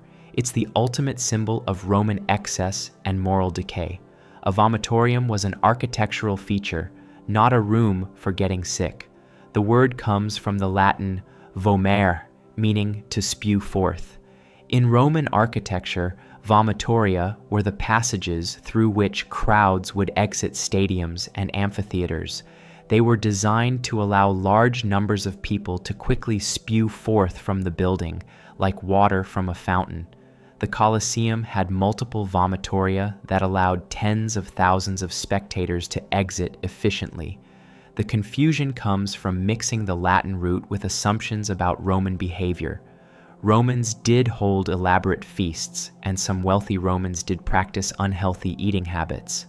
But the idea of a special room for purging food during meals is a myth, and it has nothing to do with vomitoria. This myth tells us more about later periods than about Rome. The story of vomitoriums emerged when people were looking for examples of how decadent civilizations fall. Rome became a cautionary tale, and stories of excess were exaggerated or invented to make moral points about luxury and decline. The Romans had their genuine faults and excesses. They don't need fictional vomiting rooms added to the list. But the fake story is more memorable and dramatic than architectural terminology, so it persists. Bonus: the Pilgrims landed on Plymouth Rock. When the Pilgrims arrived in America in 1620, they stepped off the Mayflower onto Plymouth Rock, a large boulder on the Massachusetts coast. It's one of the most iconic moments in American history, commemorated with a monument and countless retellings. Plymouth Rock is where American history begins. There's no contemporary evidence that the Pilgrims landed on or even noticed Plymouth Rock. The first mention of Plymouth Rock as the landing site came in 1741, over a century after the Mayflower arrived. An elderly man named Thomas Faunce claimed his father told him the Pilgrims had landed on that specific rock. By then, everyone who could have confirmed or denied the story was long dead. The Pilgrims actually spent their first months in Provincetown, at the tip of Cape Cod, before sailing to Plymouth. When they did arrive at Plymouth, they came ashore in small boats over a period of days, probably at multiple locations. There's no reason to think they all stepped onto one specific rock. Plymouth Rock became important as a symbol, not as a historical fact.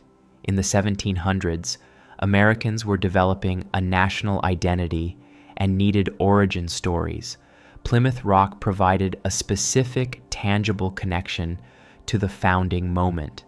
The rock was moved, broken, reassembled, and enshrined, becoming more important with each generation.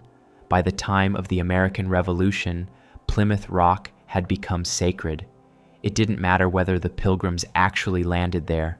The rock represented something larger, the beginning of the American story, the arrival of the people who would build a new nation. Symbol trumped history. The real Plymouth Rock is much smaller than most people imagine. It's been broken and worn down over the centuries.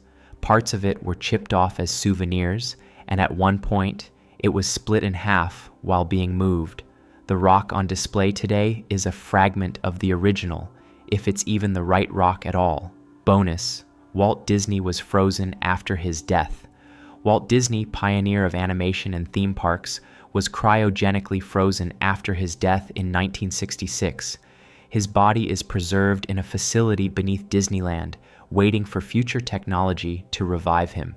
It's one of the most famous examples of cryogenic preservation and shows Disney's faith in future technology. Disney was cremated, and his ashes were interred at Forest Lawn Memorial Park in Glendale, California. He was never frozen. The rumor started shortly after his death and spread through the emerging counterculture. Disney represented corporate America and technological optimism, so the idea that he'd frozen himself fit the public's image of him. The story was too good not to repeat, even without evidence. Cryogenic preservation was a new concept in the 1960s, mostly discussed in science fiction. The first human was cryogenically frozen in 1967, a year after Disney died. The technology wasn't even available when Disney passed away, making the story impossible from the start. Disney's family has repeatedly denied the rumor, but it persists. People want to believe it because it fits a certain image of Disney as a futurist who would take an extreme gamble on technology. The story makes him seem more interesting, more eccentric, more willing to push boundaries. The frozen Disney myth has appeared in TV shows, movies, and books, usually as a joke or conspiracy theory. Each repetition reinforces the story, making it seem more plausible. Even people who know it's probably not true often hedge their bets, saying, "Well, you never know." Disney's actual legacy is complicated enough without adding cryogenic freezing. He revolutionized animation, built an entertainment empire, and changed American culture. But the myth of his frozen body is more sensational than his real achievements, so it continues to circulate. Bonus: humans evolved from chimpanzees. Evolution teaches that humans evolved from chimpanzees. Humans are descended from chimps, which is why we share so much DNA with them. The theory of evolution says we used to be apes and gradually became human. Humans did not evolve from chimpanzees. We share a common ancestor with them. This is one of the most common misunderstandings about evolution. Humans and chimpanzees both evolved from an ancestor species that lived millions of years ago. That ancestor species split into different lineages, one leading to modern chimps and bonobos, another leading to humans. We're cousins, not parent and child. Modern chimpanzees are just as evolved as modern humans. They've been developing along their own evolutionary path for the same amount of time we have. They're not frozen in some earlier stage waiting to evolve into humans. They're adapted to their environment just as we're adapted to ours. The misconception comes from misunderstanding how evolution works.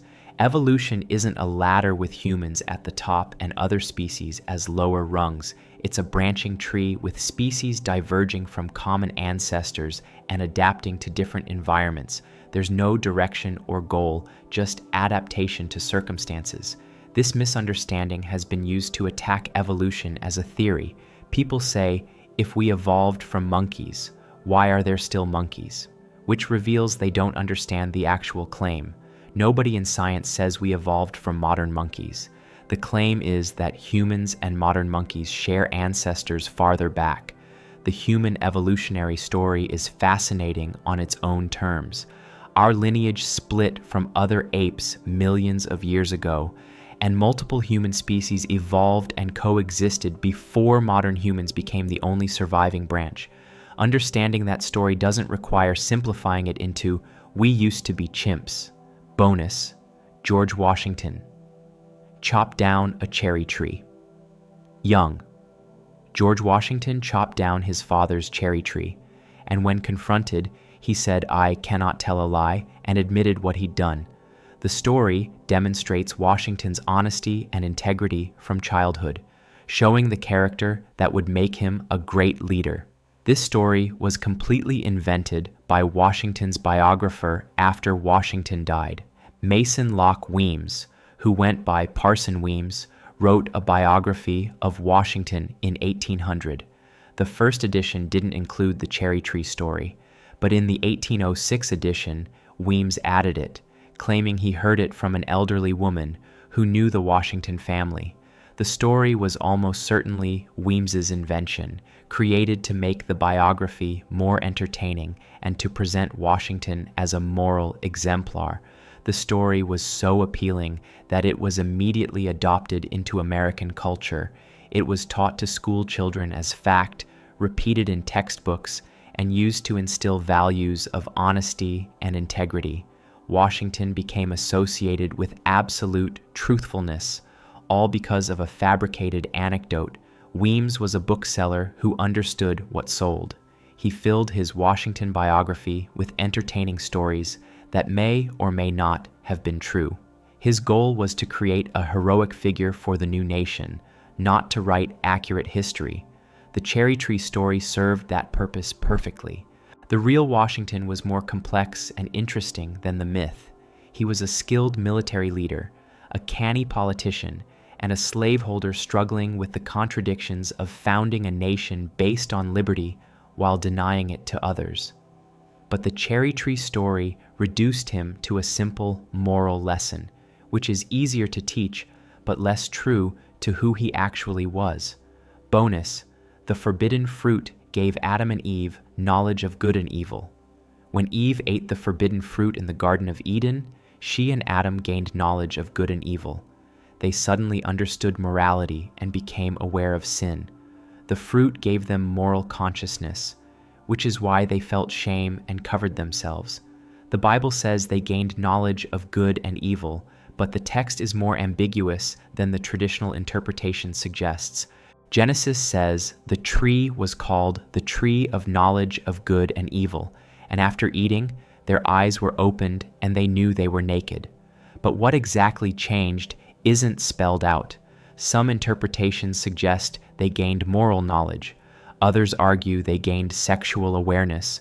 Still others think they gained the ability to make their own choices independent of God. The immediate consequence was shame about nakedness, which suggests the knowledge might have been sexual rather than moral. Before eating the fruit, they were naked without awareness or concern. Afterward, they covered themselves. This shift could be interpreted in various ways. Ancient Jewish and early Christian scholars debated what the forbidden knowledge actually was. Some thought it was sexual knowledge. Others thought it was the ability to make moral judgments independent of God. Others thought it was the experience of death and mortality. The text itself doesn't specify. The traditional Christian interpretation that they gained moral consciousness raises theological problems. If they didn't understand good and evil before eating the fruit, how could they understand that disobeying God was wrong? How could they be held responsible for their actions if they lacked moral awareness? The story has been interpreted and reinterpreted for thousands of years, with each interpretation reflecting the concerns of that time and culture. The version most people learn is one interpretation among many, not the only possible reading of the text. Bonus: SOS stands for Save Our Ship. The distress signal SOS stands for Save Our Ship or Save Our Souls. It's an acronym calling for help, which is why it became the Universal Maritime Distress Call. The letters were chosen because of what they stand for. SOS doesn't stand for anything. It's not an acronym. SOS was chosen as a distress signal because it's easy to recognize in Morse code. The signal is 3 dots, 3 dashes, 3 dots. It's distinctive and difficult to confuse with other signals. The letters S and O were chosen purely for their Morse code patterns, not because they're initials for words. The distress signal was established in 1906 at an international conference on wireless telegraphy.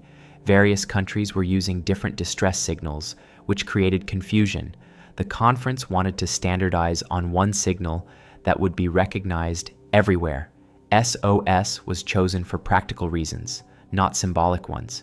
People started backfilling meanings after the fact. Save Our Ship and Save Our Souls are retronyms, meanings invented after the abbreviation was already established. They sound plausible, so people accept them as the real explanation. Other proposed meanings for SOS include Send Out Succor, Save Our Seamen, and Survivors on Board Ship. All of these are made up, created by people who assumed it must stand for something, but the original choice was purely technical, based on the clarity of the Morse code signal. The human brain looks for patterns and meanings. When we see 3 letters, We assume they must be initials for something. We create acronyms and explanations because random letters don't satisfy our need for things to make sense. SOS is random in meaning, but perfect in function, which is all that mattered to the engineers who chose it. Bonus, blood is blue until it hits oxygen. When you look at veins through your skin, they appear blue or purple. That's because blood is blue when it's deoxygenated. When blood reaches the lungs or is exposed to air, it turns red. This is why veins look blue and arteries are drawn red in diagrams. Blood is always red, never blue. Deoxygenated blood is darker red than oxygenated blood, but it's still red. Veins appear blue because of how light interacts with your skin and blood vessels. Light penetrates the skin, and different wavelengths are absorbed or reflected differently. The way our eyes and brain process this visual information makes veins appear bluish, even though the blood inside is red. If you've ever seen blood drawn from a vein, you know it comes out dark red, not blue. If you cut yourself, the blood is red immediately, even before it has time to oxygenate. There's no stage at which human blood is actually blue. Some animals do have blue blood. Horseshoe crabs and some mollusks use copper-based hemocyanin instead of iron-based hemoglobin to carry oxygen, and this makes their blood blue. But mammals, including humans, have iron-based blood chemistry that makes blood red. The myth persists partly because of how blood is depicted in educational materials. Diagrams show veins in blue and arteries in red to distinguish them, and people assume this reflects the actual color of blood in those vessels.